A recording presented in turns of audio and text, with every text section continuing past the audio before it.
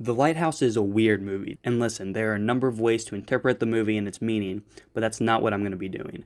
What I'm trying to find out is how the cinematography impacts and affects our perception of the film as a whole. I'll be looking at different aspects of the cinematography used in the film. But first, what is cinematography?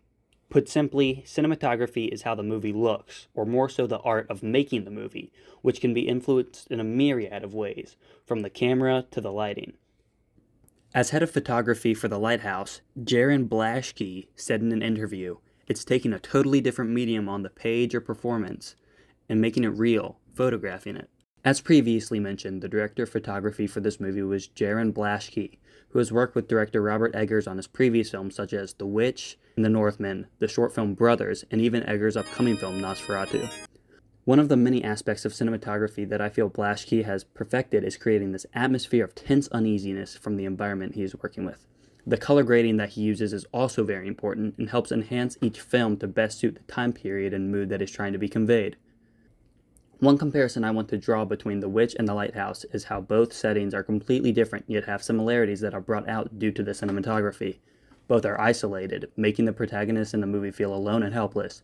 Both the woods and the island seem to harbor some sort of evil, and the wide shots of the lighthouse and the woods are so uneasy, leading the viewer to wonder what is going on if something more sinister lies just beyond our view. One reason the lighthouse stands out is due to the look it has, this rustic and gritty feel, yet it still pops. This is in part to Blaschke choosing to shoot the movie on 35mm XX black and white 52/22 film, instead of shooting in color and changing it in post. In addition to shooting in black and white, Blaschke also wanted the movie to feel old and weathered. To achieve this, he used an effect called the orthochromatic look. What the orthochromatic look achieves is it makes the lens only sensitive to blue and green light, not capturing red light, and makes any color close to that on the visible light spectrum appear black on camera, which is why Robert Pattinson and Willem Dafoe are so weathered in this movie. Variations in red/orange tones were exaggerated, so blemishes and textures on a face were emphasized. This not only evokes a bygone time, but further weathers the appearance of our salty, beaten-down characters in the lighthouse. In order to make this happen, he got a custom filter from Schneider Optics. I sketched a desired spectrograph on graph paper, indicating a complete elimination of all light beyond 570 nanometers, while allowing all shorter wavelengths to pass freely.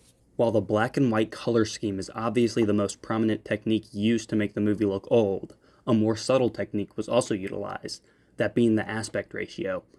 In this movie, the aspect ratio was 1.19 to 1, not the standard 1.85 to 1. The difference is 1.85 to 1 is more rectangular, which is why most modern-day films are shot in it, because it fills up the theater screen. The choice to shoot in 1.19 to 1 makes the movie look older and affects how we perceive the film for two reasons.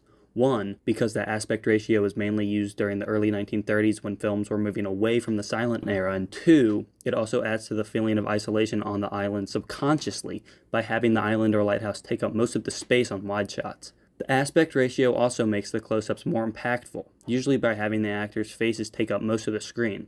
It can also enhance the dynamic between the two characters while both on screen, showing power, tension, and duality. For example, the film switches between who is larger on screen and takes up more of the frame based on who knows more or has more control of the situation at that moment. The movie was heavily inspired by older films, according to Blaschke. Quote, "In the end, the most influential references were an inspirational and modern film, in terms of visual language, and Bresson's Pickpocket, which influenced our use of close-ups, especially actions with hands." One more detail about this movie that I think affects the way that we watch it is the sound design.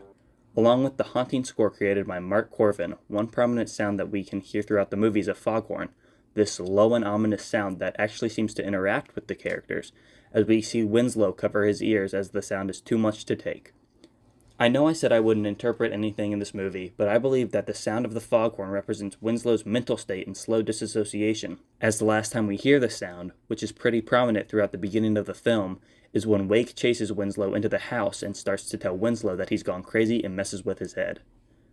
One scene that I think is the perfect combination of these techniques is Willem Dafoe's monologue.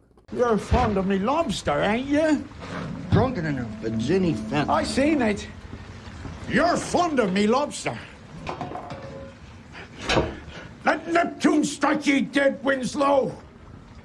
Oh!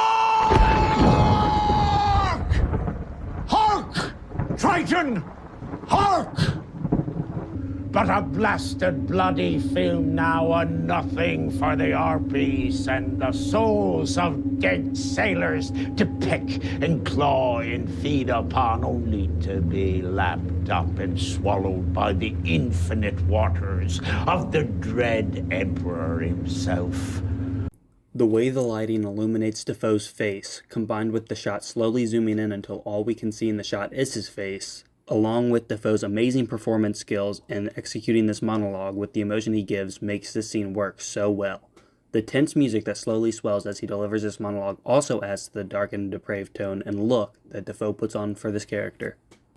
Turn blue and bloated with bilge and brine and In conclusion, the cinematography affects the way we perceive the film by making the characters look more beaten and down to earth, while also implementing this feeling of isolation and fear on the island.